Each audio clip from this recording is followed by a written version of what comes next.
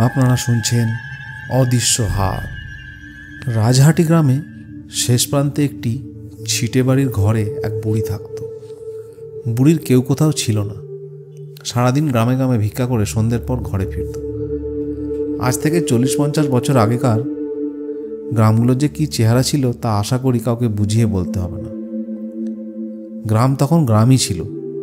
গ্রামের বাইরে মাঠ ছিল, বন জঙ্গল ছিল, দুর্ভেদ্য অরণ্য ছিল। এই ছিল তখনকার প্রকৃতি। সে যাক, বুড়ির কাছে মস্ত একটি বটগাছ ছিল, আর সেই গাছের ছায়ার নিচে ছিল বুড়ির কুঁড়েঘর। খুবই দুঃখে দিন কাটত তার। ভোরবেলায় উঠে গোবর কুড়াতো, কাঠ কুড়াতো, তারপর দুটো শুকনো মুড়ি জল দিয়ে ভিজিয়ে খেয়ে ভিক্ষা করতে বেরোতো। ভিক্ষে বেরিয়ে দৌড়ে দৌড়ে ঘুরে যা জুটত তাই খেত। আর সারাদিনের ভিক্ষার সামগ্রী যা জুটত ঘরে ফিরে এসে সেগুলো কাঠকুটো জেলে ফুটিয়ে খেত। চাল, ডাল, আলু, বেগুন সব একসঙ্গে খিচুড়ির মতো করে রেঁধে পেট ভরে খেয়ে মাটির দাওয়ায় শুয়ে ঘুমোতো বুড়ি। হঠাৎ একদিন বুড়ির মনে হলো যে সে যা কিছুই খায় তাতে আর তার পেট ভরে না। খেয়ে দিয়ে শুয়ে এক ঘুম দেওয়ার পরই খিদেই চঞ্চন করে পেটের ভেতরটা। এই না দেখে বুড়ি ক্রমশ তার খাওয়া বাড়িয়ে যেতে লাগলো। কিন্তু আশ্চর্য, আর সে যত খেতে লাগলো তার ততই খিদে বাড়তে লাগলো। ক্রমে ভাতের হাঁড়ির চেহারাও বদল হতে লাগলো। কিন্তু না, তাতেও কোনো সুরাহা হলো না। 4 জনের রান্না একসঙ্গে রেঁধে খেয়েও পেট ভরাতে পারল না বুড়ি। তাই মনের দুঃখে একদিন গ্রামের 2-4 জন লোকের কাছে এই কথাটি বলেই ফেলল। সবাই শুনে অবাক হয়ে গেল। বলল, বলো কি, 4 জনের রান্না একজনে খেয়েও পেট ভরাতে পারো না? তারপর তোমার মতো বুড়ি মানুষ, এও হতে পারে? নিরাপদ মাস্টার এই গ্রামীণ পাঠশালার গুরুমশাই ছিলেন। বললেন, বেশ, দেখব বুড়ি তুমি কত বড় খাইয়ে। আজ তুমি ভিক্ষে বেরিও না, আমার ঘরে এসো। আজ তোমার নেমন্তন্ন, দেখব তুমি কত খাও। বুড়ির তো আনন্দ আর ধরে না।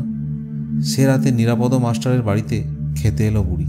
কিন্তু কি আশ্চর্য, 4 জন কেন, একজন মানুষের খাবারও খেতে পারল না বুড়ি। সামান্য 2-4 গ্রাস মুখে দিতেই পেট ভরে গেল। নিরাপদ মাস্টার বললেন, আসলে কি জানো, তোমার এবার মতিভ্রম হয়েছে। বয়স কত হলো? তা এই ধরো 3-20-10। তাহলে এমন আর কি, 70 বছর, চোখেও দেখতে পাও। একেবারে কানা নই, তবে কখনো ঠাওর হয়, কখনো হয় না। কিন্তু বাবা, বিশ্বাস করো, আমার কিচ্ছু হয়নি। ঘরে আমার খেয়ে পেট ভরে না। ভরবে। আসলে তুমি বুড়ি মানুষ, নিজের ঘরে থাকো, চাল ডাল ঠিক মতো নাও না। সে কি বাবা, আমার সারাদিনের ভিক্ষার চাল সে বড় কম নয়। এত বড় একটা হাঁড়িতে করে সব রেঁধে খেয়েও পেট ভরাতে পারে না।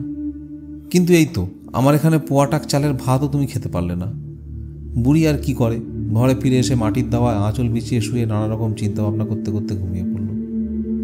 পরদিন আবার সকালে মাঠে গিয়ে গোবর কুড়িয়ে দুমুঠো শুকনো মুড়ি চিবিয়ে ভিক্ষেই চলল বুড়ি। সারাদিন ভিক্ষে করে দিনের শেষে ঘরে ফিরে ভিক্ষার সমস্ত চাল, ডাল, আলু, বেগুন একসঙ্গে বড় হাঁড়িতে ফুটিয়ে নিয়ে খেতে বসলো। কিন্তু আশ্চর্য, 2-1 গাছ মুখে দিতে না দিতেই ফুরিয়ে গেল। পেটও ভরল না তাতে। আর যা ঘটল তা ভারী মজার। বুড়ি যখন খাচ্ছিল আর মনে মনে কাঁদছিল, তখন তার মনে হলো একটা অদৃশ্য হাত যেন তার পাতা থেকে মুঠো মুঠো করে খাবারগুলো তুলে খেয়ে নিচ্ছে। বুড়ি যতবার হাতটা ঠেলে দিতে লাগলো, হাতটা ততবারই ওর পাত থেকে খাবার তুলে নিতে লাগলো। বুড়ি বুঝতেও পারল না এ কেমন হলো, আর কেই বা সব খেলো। এই কথাটা বুড়ি পরদিন গিয়ে বলল নিরাপদ মাস্টারকে। নিরাপদ মাস্টার বললেন, বলো কি, একটা হাত তোমার পাত থেকে খাবার তুলে খেয়ে নিতে লাগলো, আর তুমি বসে বসে তাই দেখলে? কি করবো বাবা? তা কে সে, চিনতে পারলে তাকে? কি করে চিনব, অন্ধকারে কিছুই দেখা যায় না।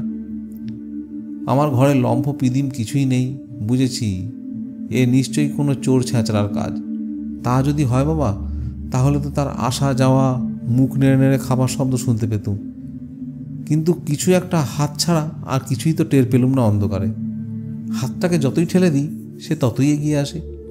নিরাপদ মাস্টার বললেন, দেখো বুড়ি, তোমার কথা আমার শুনে মনে হচ্ছে তোমার খাবার সত্যিই কেউ খেয়ে নিচ্ছে, আর কোনো চোর নয়তো হনুমানে।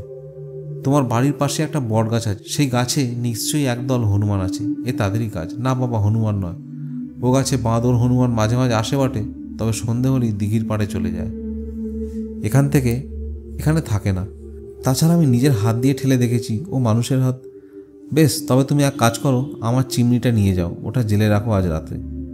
ওটা জেলে রেখে আজ রাতে খেতে বসো, দেখি কিভাবে আসে। বুড়ি তাই করল। নিরাপদ মাস্টারের কথা মতো সে রাতে চিমনি লণ্ঠনটা জেলেই খেতে বসলো। কিন্তু কই, কেউ তো এলো না। কোনো মানুষও নয়, কোনো বাদুরও নয়, কোনো হনুমানও নয়, এমনকি একটা কুকুরকেও আসতে দেখা গেল না।